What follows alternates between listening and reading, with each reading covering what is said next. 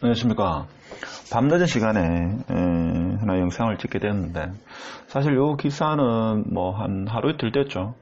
근데 그때는 뭐 잠시 스쳐 지나가다가 오늘 다시 신문을 또 보다가 이거는 좀 아니지 않느냐 라는 생각이 들어가지고, 일단 3월달부터 나오는 규제지역은 3억 이상, 비규제지역은 6억 이상에 대해서 자금 조달 계획서, 자금 출처 계획서를 작성해야 되는데, 그 부분에 대해서는 뭐 공부를 조금 했는데, 지금 그 시점이 아닌데 지금 정부에서 12, 16 대책 이후에 무리한 조사 논란 해가지고 신문에 난 기사가 있는데, 제가 이것을 조금 내용을 읽어보니까 좀 과도하지 않나. 지금 제가 볼 때는 좀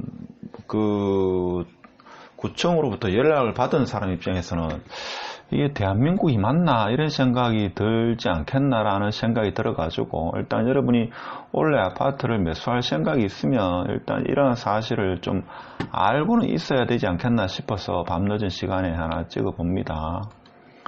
저도 사실 이 글을 보고 적지 않게 좀 놀랐는데, 12, 16 대책 무리한 조사 논란입니다. 구청에서 통장 내역 자금 계획 내라. 이건 지금 하겠다 했죠. 그러니까 뭐 투기 관련해서 편법 정려 뭐 이런 부분, 뭐 그런 부분을 조사하겠다. 뭐 이거 이해됩니다. 근데 내용이 조금 제가 봐도 그동안 이런 경우는 저도 처음 봤는데, 서울주자치구 구별로 구에서 보통 연락이 오죠. 집을 판 매도인에게 향후 돈을 어디에 사용할 것인지 소명을 요구하고 있어가지고 불만이 폭발한다. 이건 저도 이해가 안 되네요, 진짜. 사실 제가 이런 영상을 찍었다가 가지고 제 영상에 또 제재를 가하는 거 아닌지 모르겠는데, 저는 사실 뭐 정치적인 발언은 되도록 삼가하는데, 저는 뭐 특정 정당을 지지하기보다는 좀 뭐 어떤 정책 위주로 그렇게 판단하는 편입니다. 근데 이건 매도인에게 돈을 어디에 쓸 건지 소명하라고 했다는 게 저는 도저히 이해가 안 되네요, 이게. 일단 신문에 나온 기사고 뭐 하니까 사실이겠죠. 정부가 부동산 매수자뿐 아니라 매도자에게 자금 관련 소명을 요구하면서 사적 재산 침해 논란입니다. 이건 내가 볼 때는 좀 문제가 심각한데요. 매도 자금 어디에 쓸 건지 소명해라. 3일 부동산 업계에 따르면 서울 성북하고 잠실을 거주하는 A씨는 최근 아파트를 매도한 뒤 구청으로부터 아파트를 거래한 뒤 돈을 받은 통장 내역은 있을 수 있죠. 실제 실거래가 그렇게 됐는지 그건 이해됩니다. 근데 이를 어디에 사용할지 소명해라. 조금 이해가 안 되는데요. 이해됩니까, 여러분? 전 진짜 이해합니다. A씨는 대금을 지급받은 통장 내역을 요구하는 것까지는 이해되지만, 아파트 매도 금액을 어디에 사용할지를 구청에 알려야 할 의무는 있는지 모르겠다. 제가 만일 이런 경우 당하면 저는 이걸 상당히 기분이 나쁠 것 같은데. 그렇죠. 자유민주주의 사회, 자본민주주의 사회에서 내가 아파트 팔아가지고 뭐 부모님 들을 수도 있는 거고, 다른 집을 살 수도 있는 거고, 뭐 그런 건데 좀 이해가 안 되네요. 고가 아파트 거래에 대한 정부의 감시 정책 이해하더라도 이는 사적 재산을 침해하는 것이라 주장했다. 제가 볼 때 이건 사적 재산 침해가 아닐까 싶습니다. 서울 모두 지자체 아파트 한 채를 구매한 B씨입니다. 이 한 구에서만 일어난 사례가 아니죠. 지난 21일 또 다른 구청으로부터 아파트 거래 전후 2주간 입출금 내역을 첨부하지 않으면 국세청이나 경찰 등 수사기관의 통보 조치가 될 수 있다고 통지서 한 통을 받았다. 이건 제가 알기로 뭔가 하면 실제 거래가보다도 아주 낮게 있죠. 낮게 매매 가격이 이루어졌을 경우에는 다운 계약서가 아닐까 싶어가지고 매매 시점을 기준으로 해가지고 전 6개월, 후 6개월 이렇게 통장 내역에서 돈이 빠져나간 것을 들여다본다고 합니다. 이런 경우는 있다고 합니다. 그러니까 다운 계약서로 의심되는 경우에는 매매 기준을 기준해가지고 이전 6개월, 이후 6개월에서 실제 부동산이 매매된 금액을 어떤 초과하는 금액이 빠져나가는가를 이렇게 들여다본다고 합니다. 이건 예전부터 있었죠. 구청은 부동산 거래 소명서, 거래 계약서 4번, 거래 대금 지급을 확인할 수 있는 통장 4번, 매수인은 주택 취득 자금 조달 계획서에 따른 거래 대금 지급 증빙 자료, 매도인은 거래 대금을 예금 외에 다른 용도로 지출할 경우 이를 증명할 수 있는 서류 등을 요구했다. 매수인한테 요구되는 건 이해되는데 매도인한테 이걸 요구한다는 게, 그러니까 아무래도 다운 계약서 좀 의심돼가지고 그렇게 될 수도 있겠죠. 저는 그렇게 봅니다. 안 그러고는, 그렇지 않고서는 제가 볼 때는 자본주의 사회에서의 좀 사적 침해 요소가 상당히 다분한데, B씨는 이미 아파트를 구입할 때 자금 계획서를 모두 제출했는데 다시 소명하라는 통지가 왔다. 집 한 채를 샀을 뿐인데 주택거래 전후 2주간 통장 4번을 요구해 사생활 침해, 범죄자 느낌을 받았다. 요거는 지금 강화되니까 일단 매수자한테 통장 거래 내역을 요구하는 걸 제가 볼 때는 뭐 기분 나쁘더라도 정부 정치니까 하는데, 매도자한테 집을 팔고 나서 돈을 어디에 쓸 건지를 이야기해라. 아무리 봐도 이해가 안 되네요. 근데 이제 근거는 이렇다고 합니다. 국토부는 부동산 거래법 제6조에 보면 국토부 장관 및 신고관청은 신고 내용 조사 결과 그 내용이 이 법 또는 주택법, 공인중개사법, 상속세 및 정려세법 등 다른 법률을 위반했다고 판단했을 때 이를 수사기관에 고발하거나 관계행정기관에 통보하는 등 필요한 조치를 취할 수 있다. 그래서 지금 어떻게 이루어지는가 하면, 구청 관계자는, 조사는 구청에서 하지만 조사 대상자에 대한 정보와 범위는 국토부에서 내려온다. 그러니까 국토부에서 조사 대상자를 선정하고 범위를 정하는 건 국토부에서 하고, 그럼 국토부에서 정했으면 이거를 각 구청에 내려다 보낸다 이거죠. 이런 시스템이라고 합니다.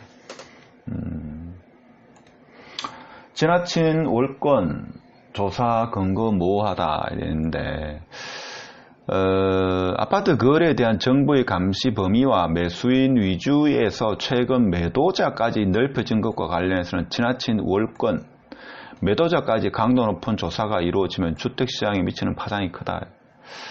근데 주택시장을 따라가지고 제가 볼 때는 매수자 같은 경우에 지금 2020년 3월부터 시행되는 그 규제지역은 얼마입니까? 3억 이상, 뭐, 규제가 아닌 지역은 6억 이상 같은 경우에는, 자금 조달 계획서가 항목이 좀 세분화됐죠. 그것도 조만간에 한번 할 건데. 근데 거기서 필요한 서류가 한 15개 정도 됩니다. 이 서류를 다 제출해야 됩니다. 제출해야 돼, 그죠? 사실 뭐 이거는 뭐 정보 시장은 이해되는데, 매도자한테 집을 팔고 나서 한번 생각해 보십시오. 여러분이 집을 하나 가지고 있는데 집을 팔았다. 그러면 돈이 들어왔다. 그럼 이 돈을 어떻게 사용할 건지를 소명해라. 저는 좀 이해가 안 되네요. 매도자한테 그 돈을 어떻게 쓸 건지 참 좀 이해가 많이 안 되는데, 여러분 어떻게 생각합니까? 자금 출처 조사의 대상을 정하는 기준이 불분명하다. 그렇죠. 해석하기 나름이죠. 법은 어떻게 보면 명확하면 좋은데 그게 또 해석하기 나름이다 이렇게 볼 수 있죠. 단순히 거래 가격이 시세보다 높거나 낮다는 이유로 부당한 조사를 한다면 시장을 급박하는 수단으로 악용된다. 뭐 이렇게 또 의견을 내는 경우도 있는데, 사실 뭡니까? 이 시세라는 게 우리가 아파트를 원래 같은 경우에 꼭 내가 사야 된다. 그러면 내가 누차 말씀드리지만 해당 지역의 아파트, 내가 사고자 하는 지역의 아파트의 시세를 알아야 됩니다. 예를 들면 우리가 뭐 TV를 한 대 산다. 그러니까 예를 들면 TV는 이게 규격화가 너무 많기 때문에 예를 들면 건조기, 뭐 LG나 삼성 같은 경우 특히 LG라고 이래봅시다. LG 뭐 건조기 10kg짜리가 있다. 그럼 이게 시세가 만일에 100만 원이다. 그럼 이걸 알고 있으면 뭐 갑자기 문자가 와가지고 시세 대비 20% 세일한다 하면 이제 가격이 싸다는 걸 우리가 알 수 있죠. 그런데 이제 아파트 같은 경우는 내가 이사 가고자 하는 그 지역의 아파트의 시세를 정확하게 알고 있어야지 이게 금매인지 아닌지를 알 수 있습니다. 그렇죠? 그래서 평소에 좀 관심을 가져야 되는데, 근데 지금 뭔가 하면 이제 국토부에서도 뭔가 하면 시세가 있는데 이 시세보다 아주 낮게 이렇게 거래가 됐다 이거죠. 그러니까 이거 뭔가 의심스럽다 해가지고 조사를 취한다 이거죠. 자, 오늘 이러한 신문 내용이 있어가지고 영상을 찍어봤는데 사실 저는 좀 적지 않게 당황스럽습니다.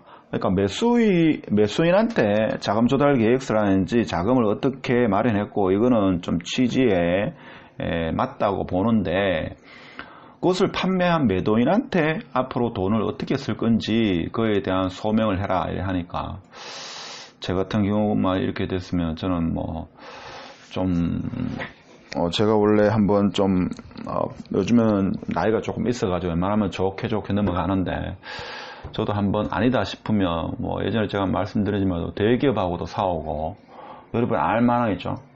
카카오 관련 좀 회사하고도 뭐 오랫동안 좀 뭐 사업하면 그렇지만 싸워가지고 제가 지지는 않습니다. 아직까지 뭐 소송이나 뭐 대기업, 중소기업, 중견기업하고 싸워가지고 뭐 싸웠다는 게 말로 싸우는 게 아니고 어떤 금전적인 관련 뭐 심리적으로 어떤 뭐 손해방거라든지 뭐 그런 것에 대해서 다 사과를 다 받아냈습니다.